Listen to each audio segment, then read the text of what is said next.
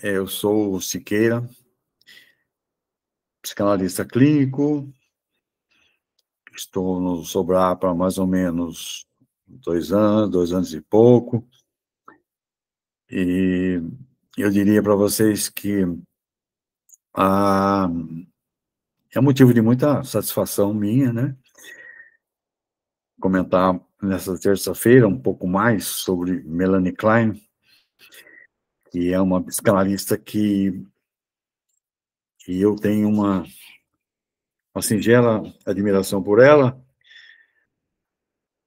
não só por ela, eu diria outros psicanalistas, mas a Melanie Klein me traz um ranço, assim, de uma pessoa muito ligada à educação, ligada à formação do inconsciente juvenil, né, e, de certa forma, diz respeito à minha atividade, né, porque eu sou professor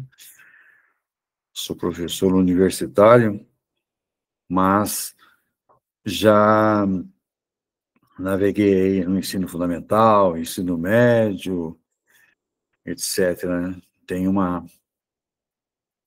história pedagógica aí e me dá um pouco de sustentação para que eu digo para vocês, né? Eu diria até que de forma singela isso, porque a psicanálise é eu vou dizer assim, uma ciência, né? E você nunca para de estudar, né? A psicanálise é para a vida toda, desde que Freud nos deu essa maravilha, né? E então outros sucederam, e nós estamos aqui aos poucos trabalhando todos eles, né? Trabalhamos no início o Winnicott, algumas aulas, falamos sobre Melanie Klein, algumas aulas, ainda hoje, vou falar um pouco sobre ela, e nós poderemos, eventualmente, tratar depois de umas conversas aí sobre Lacan, sobre Bion, né? Jung mesmo. Então, nós temos essas personalidades para desfrutarmos das suas teorias. E a Melanie Klein, ela me fascina, de certa forma, né? Porque, nascida em 30 de março de 1882, quase fim do século XIX, portanto, em Viena, Áustria, né? Nasceu de uma família judaica, só isso aí já dá para a gente tecer alguns comentários, né? Porque viveu numa época de perseguição na Europa, e, e tudo isso afeta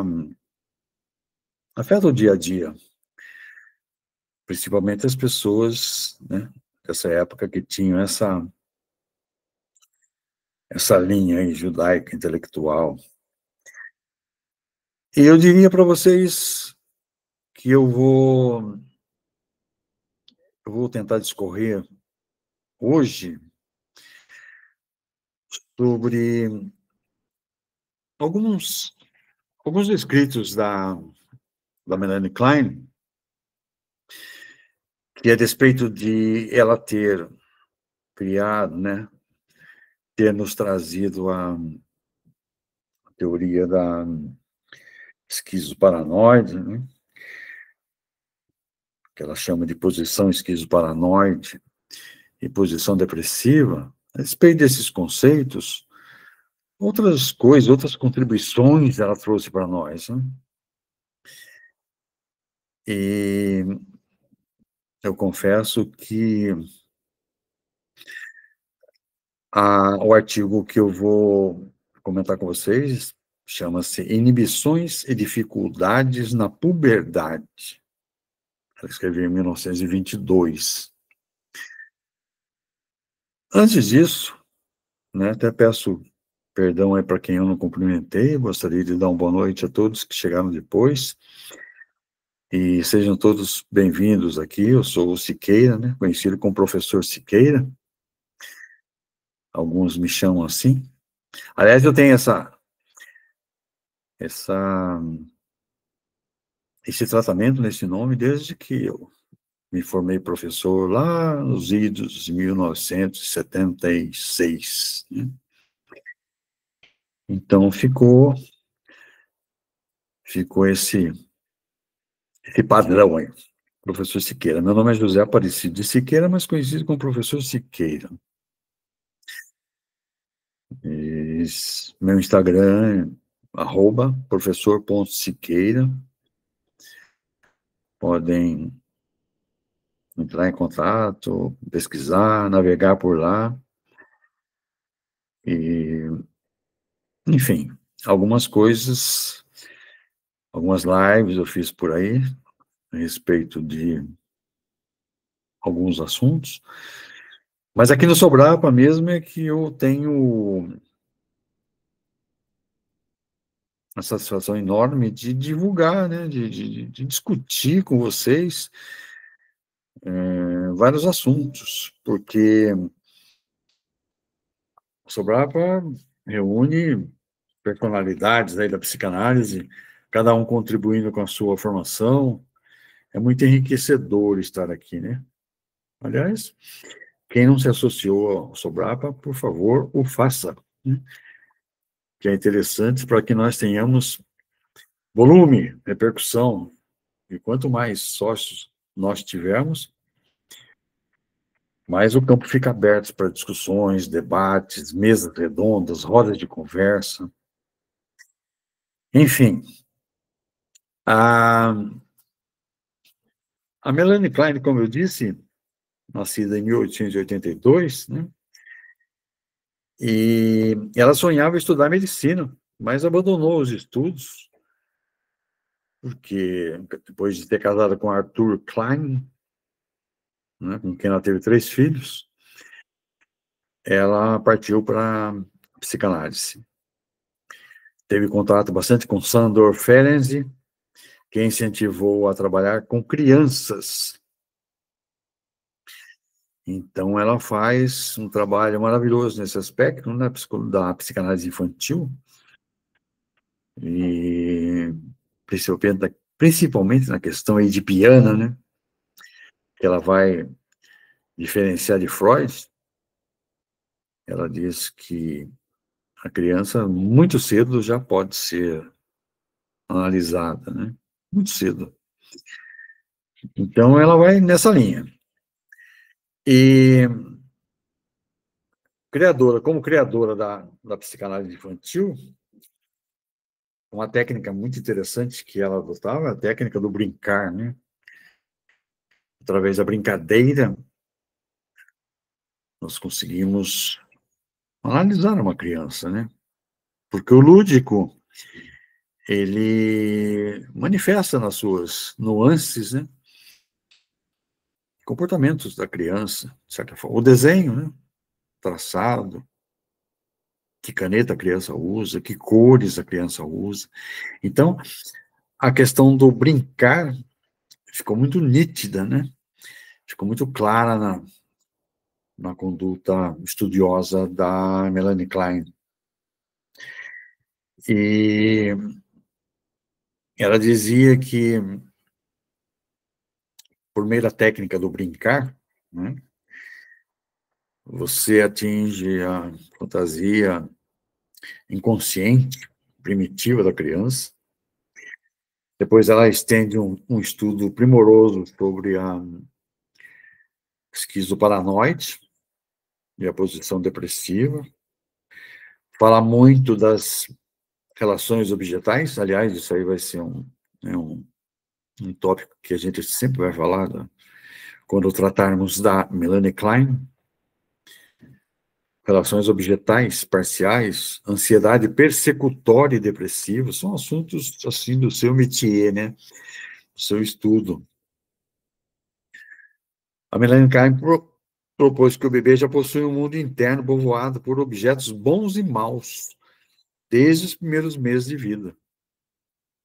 Então, ela é criteriosa nesse estudo, né? E em 1927 ela discordou de Anna Freud sobre a técnica da análise infantil, porque a Anna Freud ela seguia certamente o pensamento, né, a linha analítica do Freud, do pai. E a Melanie Klein discordou dela em alguns aspectos, né? Muito bem. Ela escreveu algumas obras, só para resumir, antes de entrar no assunto do artigo Inibições. Ela escreveu A Psicanálise da Criança, em 1932. Escreveu Amor, Ódio e Reparação, em 1937. Inveja e Gratidão, em 1957. Notas sobre alguns mecanismos esquizoides, em 1946. E algumas outras obras que, aos poucos, nós vamos comentando, né? Ela faleceu em 22 de setembro de 1960. É engraçado que, só para a gente rememorar, né, porque a história faz parte da nossa vida, nós todos vivemos de história, né? Quem não tem uma história para contar? E eu, em 1960, eu tinha 10 anos. Só abrindo um parênteses aqui para vocês, né? Eu tinha 10 anos. E meus pais me matricularam num colégio interno em Taubaté. O Márcio conhece, que o Márcio é vizinho lá. O Márcio mora em Pindamonhangaba, é vizinho em Taubaté. Então, me matricularam nesse colégio interno em 1960. E eu, cada vez que eu leio o Ateneu, do Raul Pompeia, eu me lembro dessa fase, né? É interessante que a literatura, ela dialoga sempre, quase sempre com a psicanálise, né? Várias obras. Eu gosto muito de literatura e eu leio o Ateneu e me reporto a essa época. Ó, olha que interessante, 1960, né? Quando ela faleceu. O pensamento dela influenciou profundamente a psicanálise contemporânea, especialmente no estudo das psicoses da infância e do mundo interno. Então, meus amigos, estudar Melanie Klein é entrar nesse universo aí, né, infantil, e, e é muito,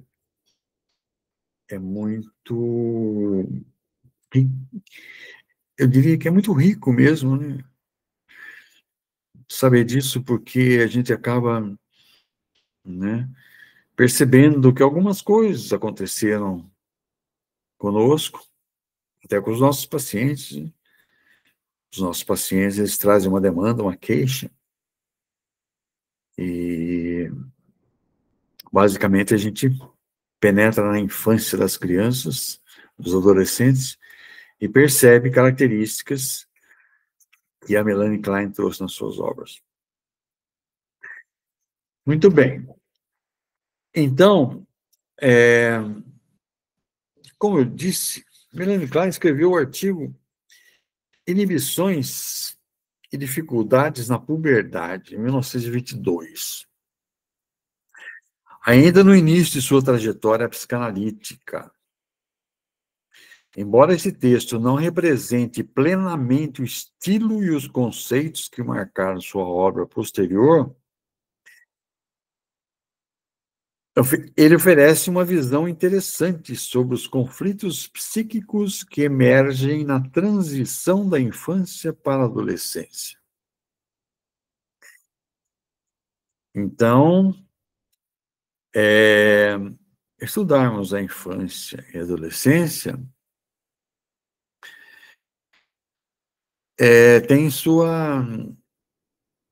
tem tem sua importância, porque nós, né, nessa fase, nós passamos por alguns momentos assim que não percebemos, né, o que está nos acontecendo, se nós não fizermos uma análise. E ela traz à tona essas questões, e é interessante que a gente vai, à medida que a gente vai lendo Melanie Klein, a gente vai penetrando nesse território, né, maravilhoso que é a adolescência, é a infância mesmo, né? Infância.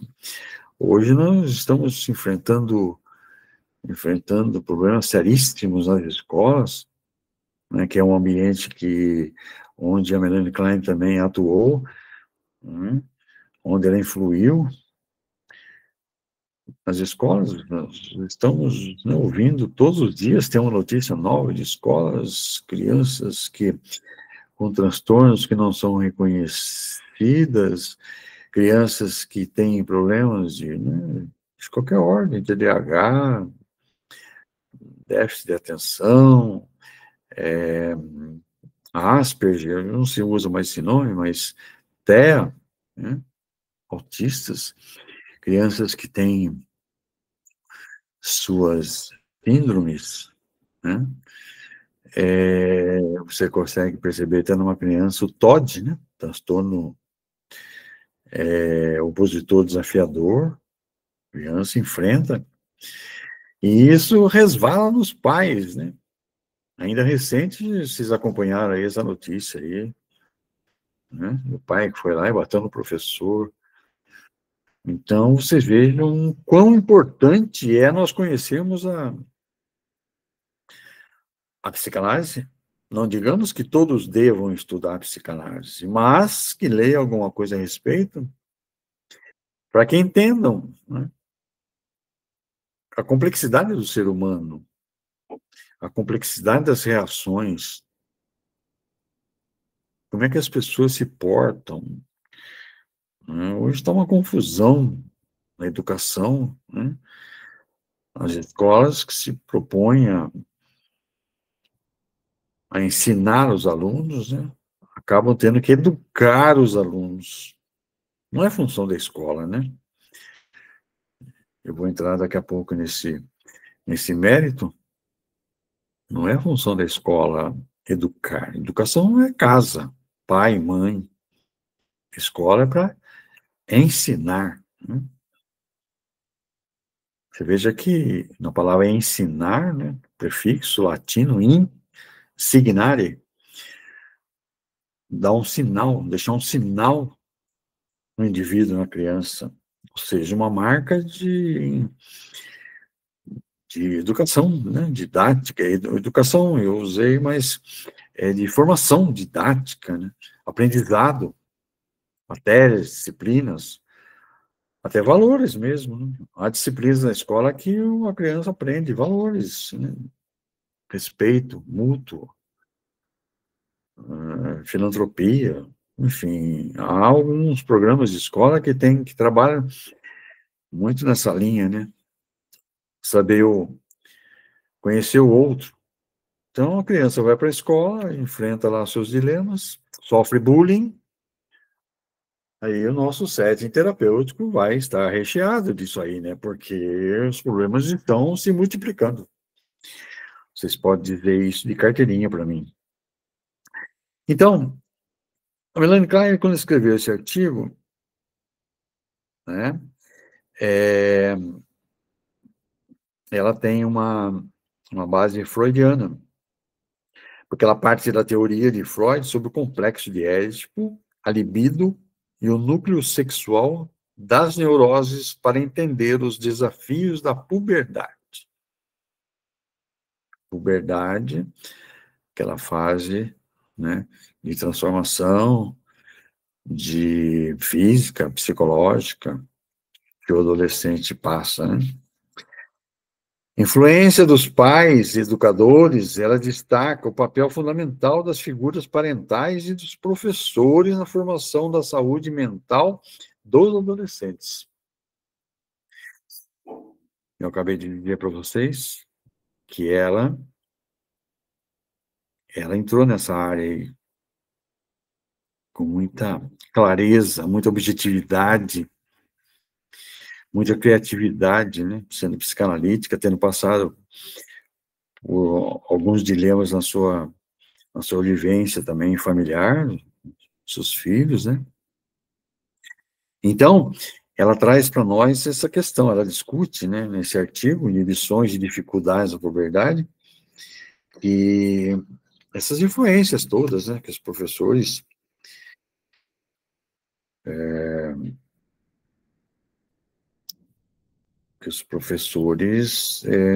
atingem na formação da adolescência, né?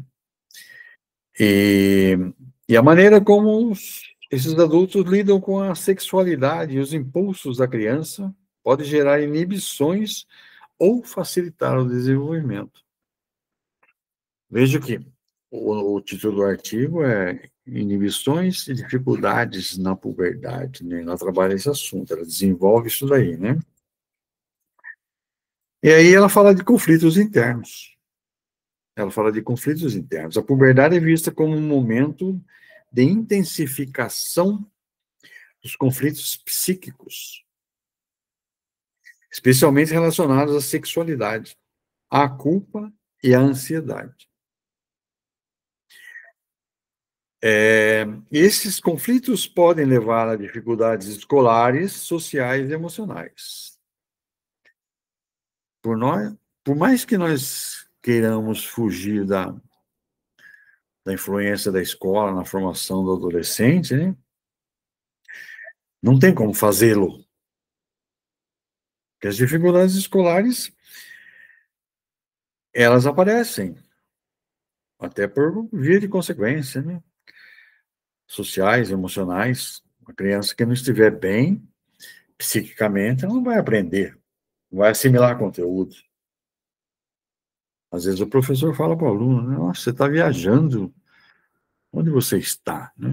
Você está viajando, você não está prestando atenção à aula.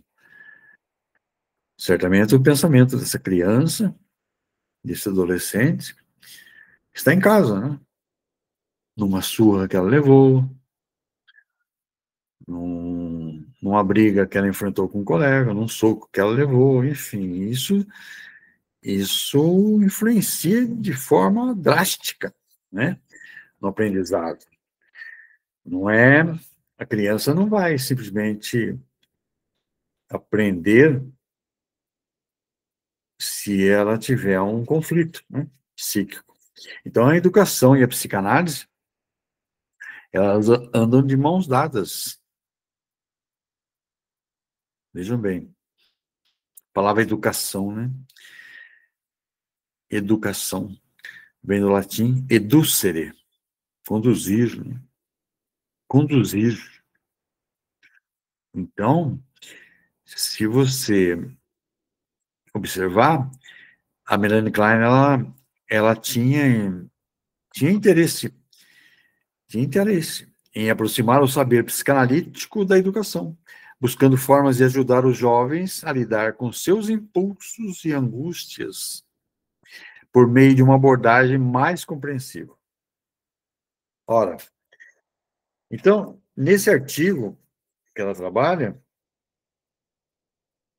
né, ela aborda o papel da escola no desenvolvimento libidinal da criança em seu artigo de 1923.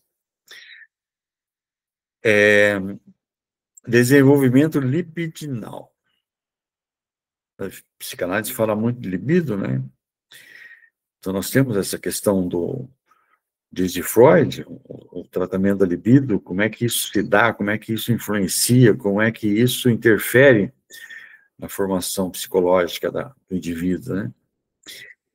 Então, nesse artigo, ela parte de uma trilogia que inclui o desenvolvimento de uma criança. A análise de crianças pequenas. Ela já dizia, né? Ela já dizia que as crianças pequenas, já em sua tenra idade, já conseguem ser analisadas Ela via a escola como um espaço fundamental para observar e compreender os processos psíquicos infantis, especialmente no que diz respeito à sexualidade infantil e às inibições intelectuais. Olha, vocês me perguntam, mas espera, sexo, escola, não tem que aprender em casa? Certamente, certamente, né? Mas a criança vai para a escola hoje com 2 anos de idade, né? Você já vai para maternal, pré-escola, tem até aquela fase inicial antes de chegar na idade lá do primeiro grau, né? Dos primeiros anos, séries iniciais. Então ela passa por essa idade, né? 2, 3, 4 anos antes de se alfabetizar. E é claro, se os pais tiverem condições, né, de educarem seus filhos nesse aspecto, para que ela chegasse à escola já com um conhecimento prévio, né, talvez muitos conflitos fossem evitados. Mas quem é que garante né, esse comportamento dos pais? Então a escola, para ela, para Melanie Klein, é um cenário psicanalítico.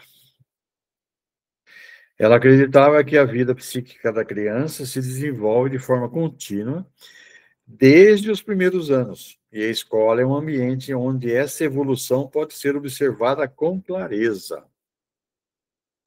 Percebam que, percebam que a ênfase que ela dá para isso, né? Que a escola é um ambiente onde essa evolução pode ser observada com clareza. Por que será, né? Por que com clareza? É importante até que alguns professores, né, façam curso. Hoje está mais comum isso.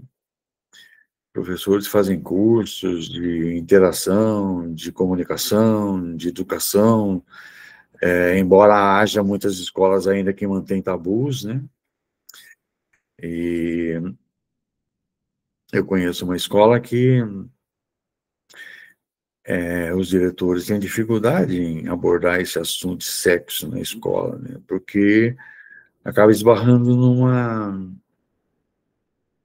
num caminho meio pedregoso, né? Porque você vai ter ali várias crenças religiosas, vários pais que têm suas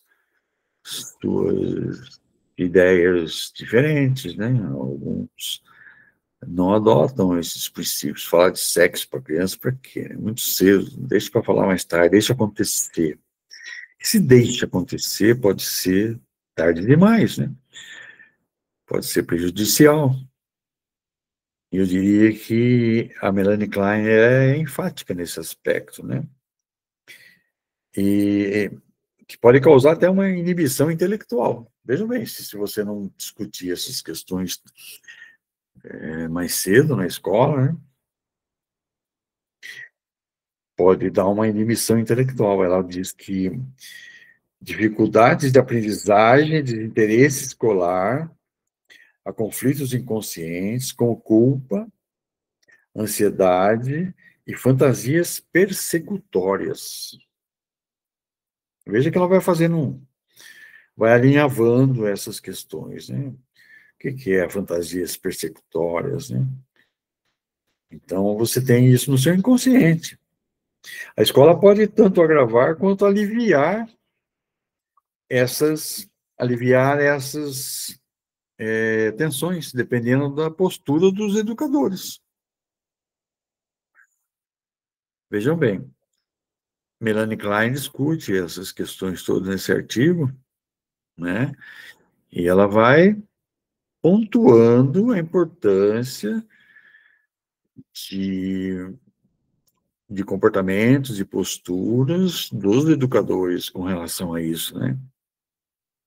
Ela, como psicanalista clínica, ela estava muito atenta a essas questões, né, da época.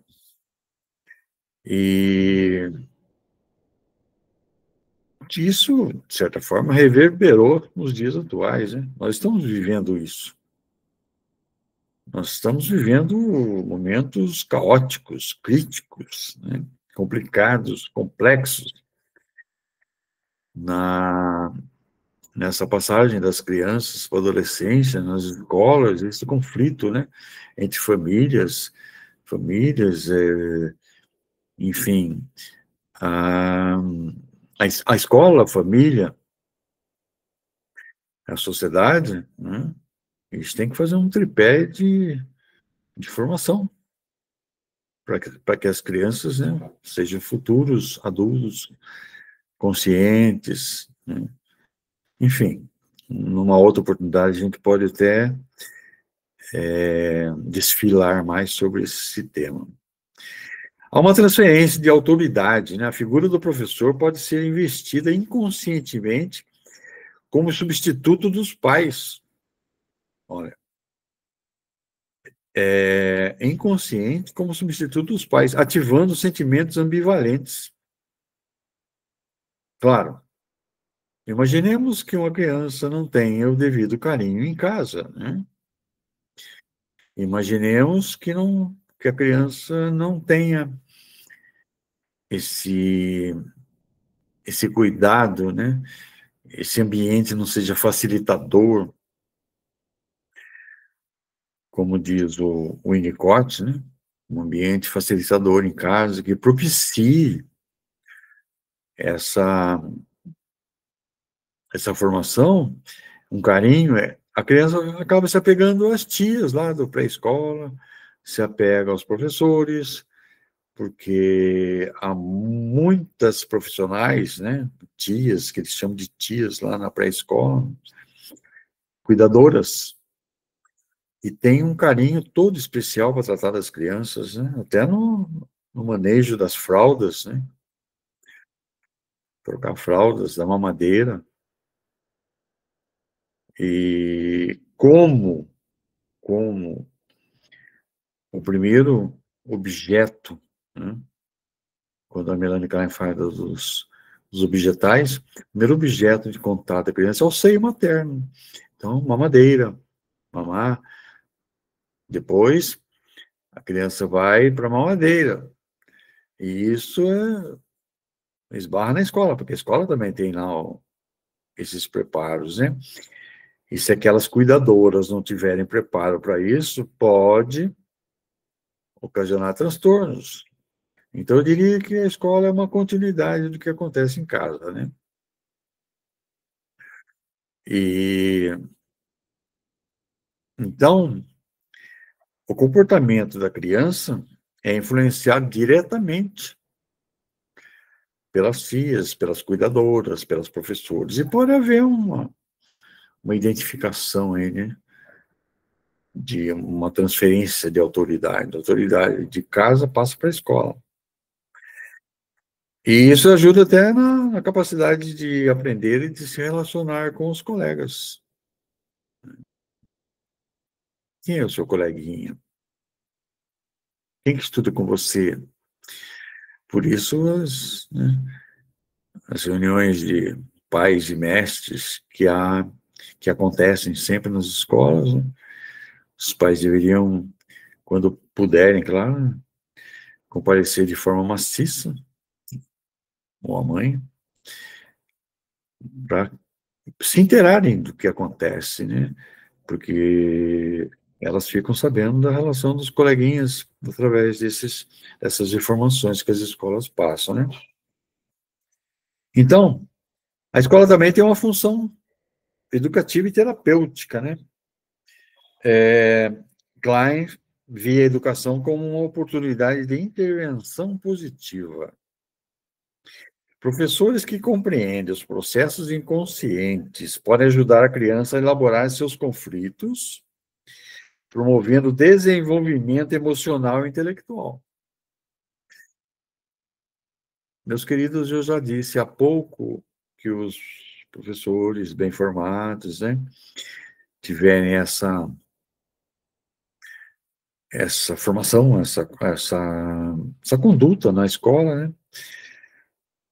Vai contribuir muito para o desenvolvimento emocional das crianças. E tem umas implicações práticas disso aí, né? A escola não é apenas um espaço de transmissão de conhecimento, mas também de expressão e elaboração de conteúdos inconscientes. Olha só, conteúdos inconscientes, né? O nosso inconsciente, ele age, né?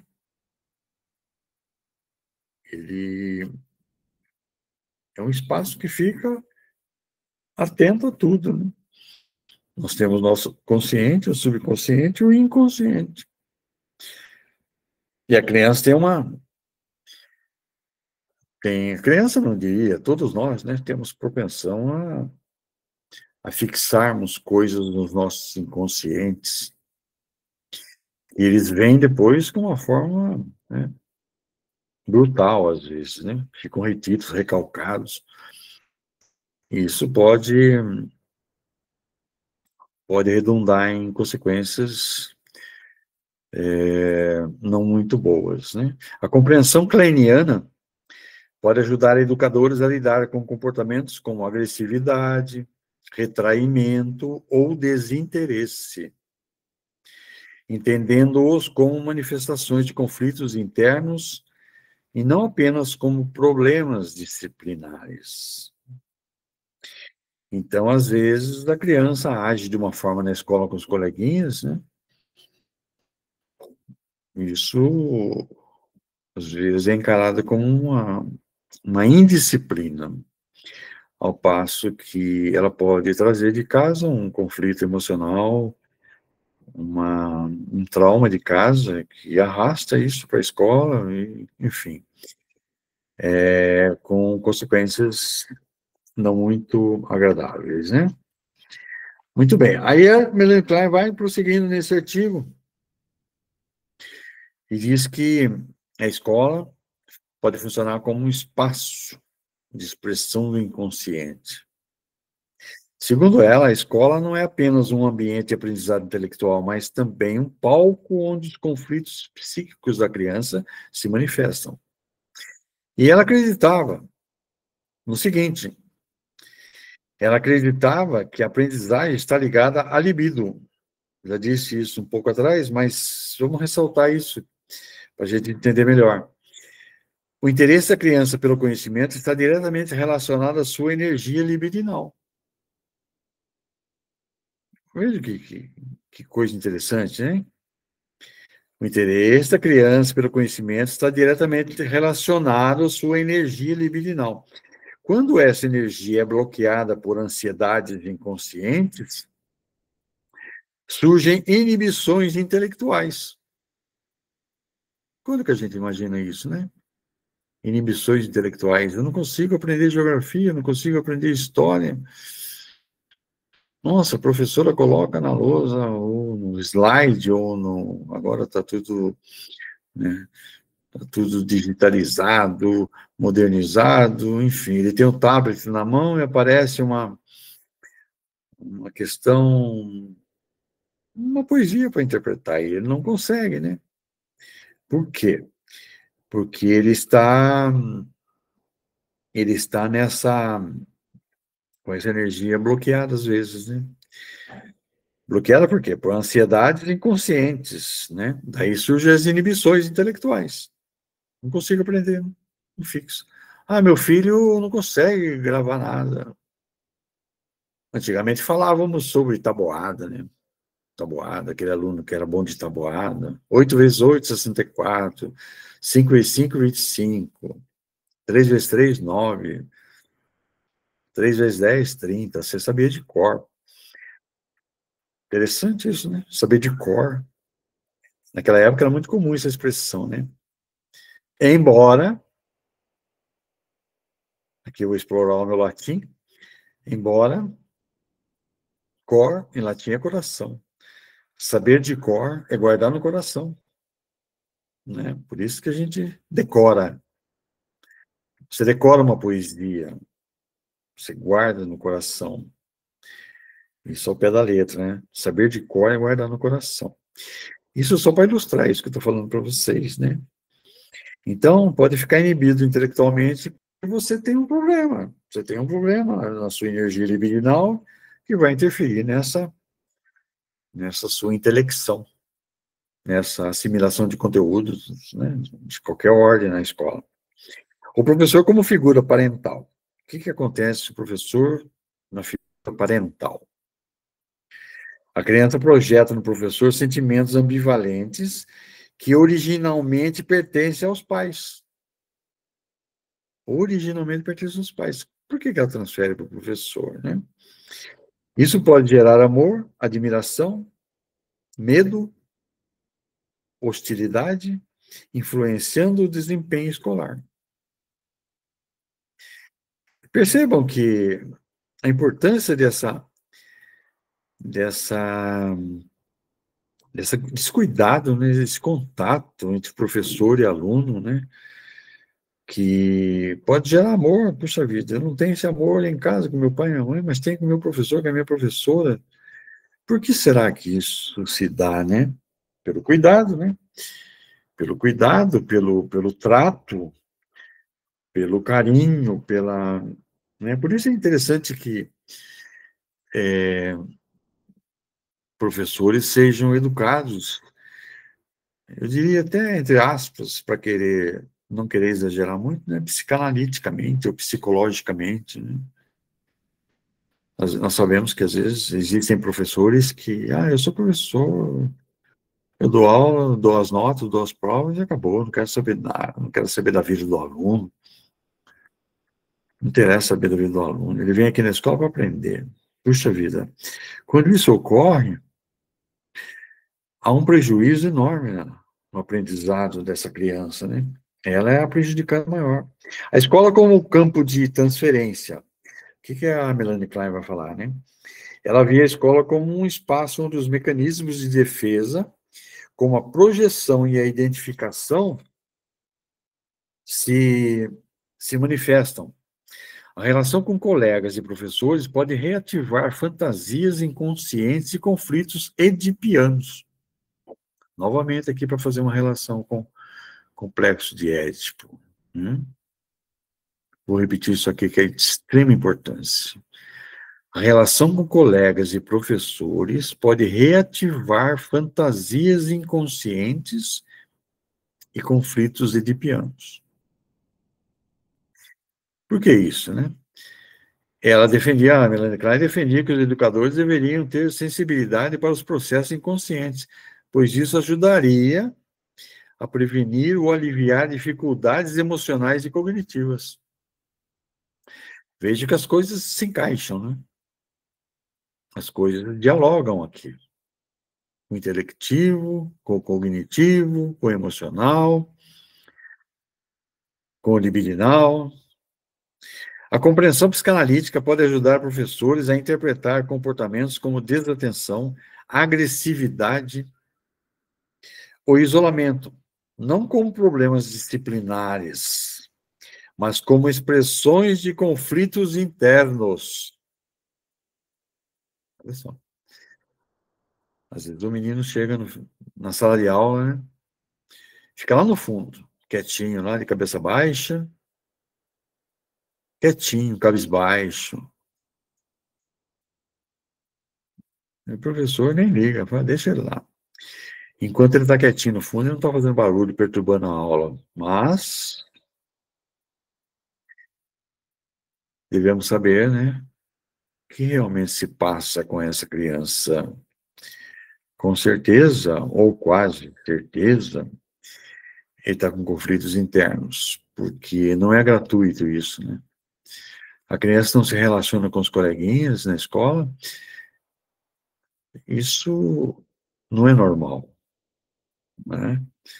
Normal, eu digo, pode ser de forma casual, de forma corriqueira, mas não é normal que um aluno não se, né, não se interaja com os colegas. A escola tem que propiciar isso. A escola pode ser um espaço de elaboração simbólica, onde a criança encontra formas de lidar com suas angústias por meio da linguagem, do jogo e da socialização.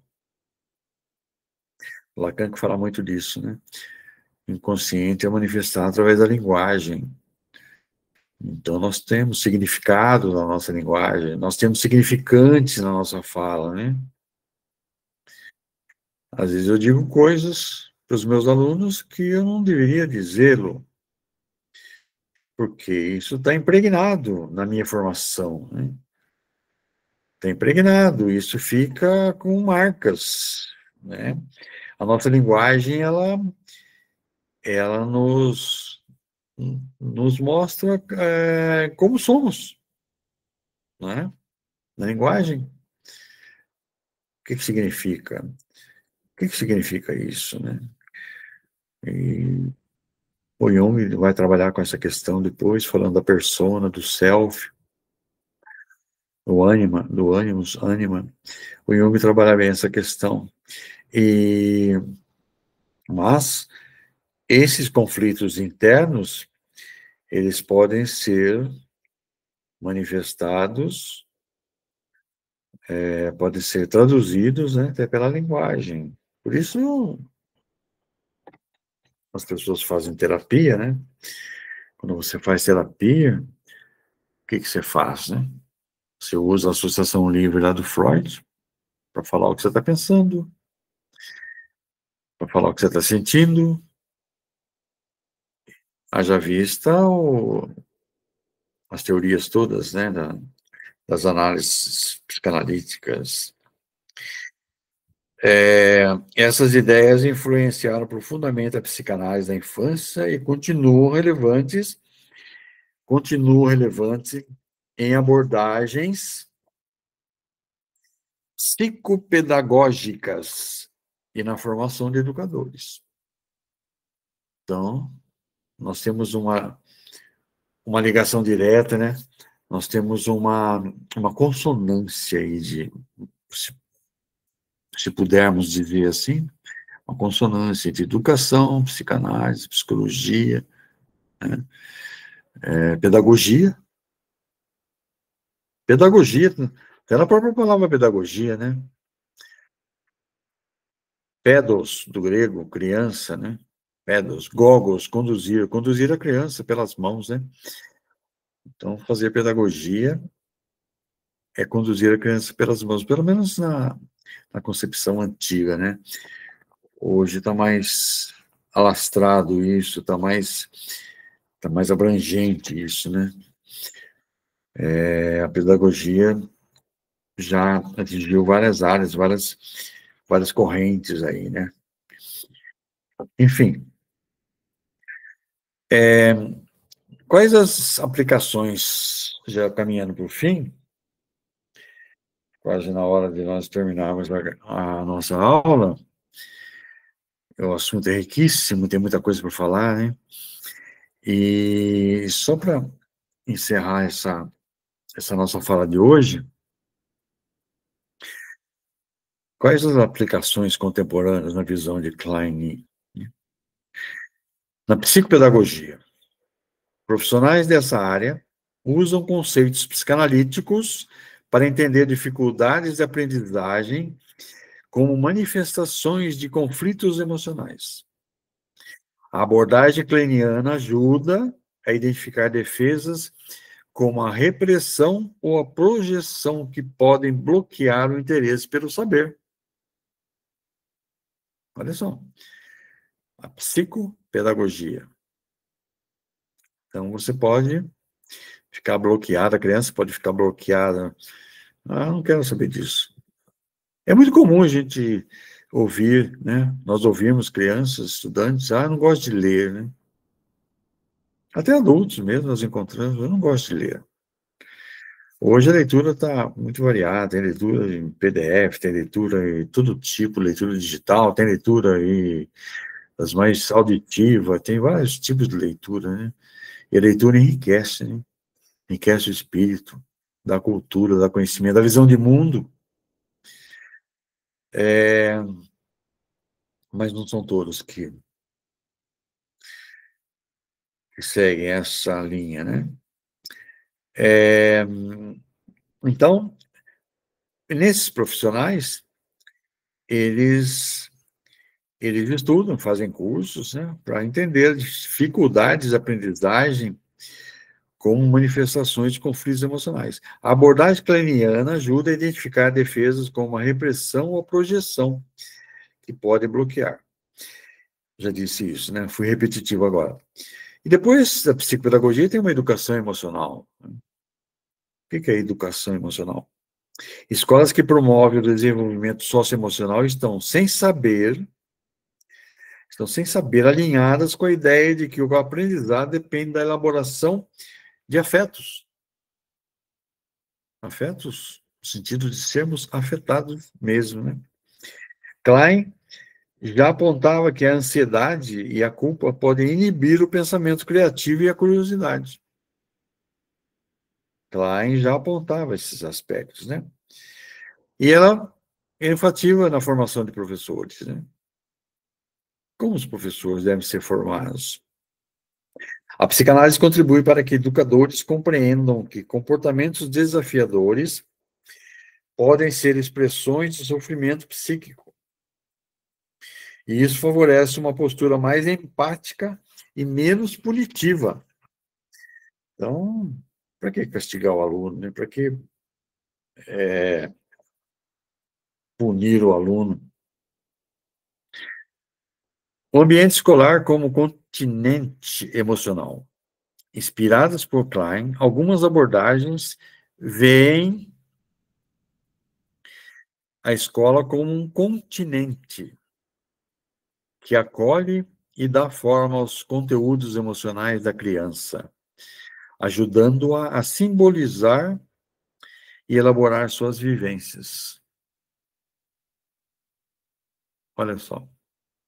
Tem uma frase latina da qual eu gosto muito, que é assim, me permitam falá-la, non scole sed vitae dissimus. Non scole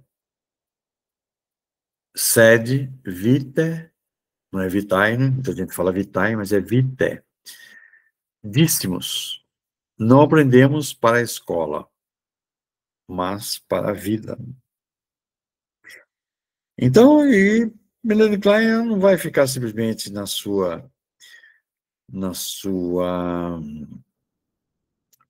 teoria, sozinha, né? Ela trabalhou de forma comungada com Piaget também, né? Enquanto Piaget foca no desenvolvimento cognitivo, Klein enfatiza os afetos inconscientes. Essas visões mostram que pensar e sentir estão profundamente entrelaçados. Pensar e sentir estão entrelaçados, andam de mãos dadas. Jean Piaget, ó. E o Vygotsky, quem estudou pedagogia, né? O Vygotsky destaca o papel do ambiente social na aprendizagem. Klein complementa ao mostrar como esse ambiente é investido emocionalmente e pode reativar fantasias inconscientes. Olha que tríade, né? Piaget, Vygotsky. E ela cita o Paulo Freire também. Né? Ela cita o Paulo Freire por tabela, dizendo que, embora ele não seja psicanalítico, ele valorizava o diálogo e a escuta do aluno. O que nós temos de escuta do paciente nosso na associação livre no setting terapêutico, ele dizia que valorizava o diálogo, né? E a escuta do aluno. Devemos ouvir os alunos. A escuta sensível que Klein propõe é essencial para entender, só para finalizar, entender o que está por trás das palavras e dos silêncios da criança. Bom, por hoje é só, meus amigos. Obrigado pela audiência de vocês, obrigado por vocês me ouvirem em silêncio. Espero que tenha contribuído com alguma informação, mesmo que de forma simples, mas Professor Siqueira falando, psicanalista clínico, sócio do Sobrapa. Estou aqui para comentários e perguntas, se vocês quiserem. Muito obrigado pela atenção. Boa noite.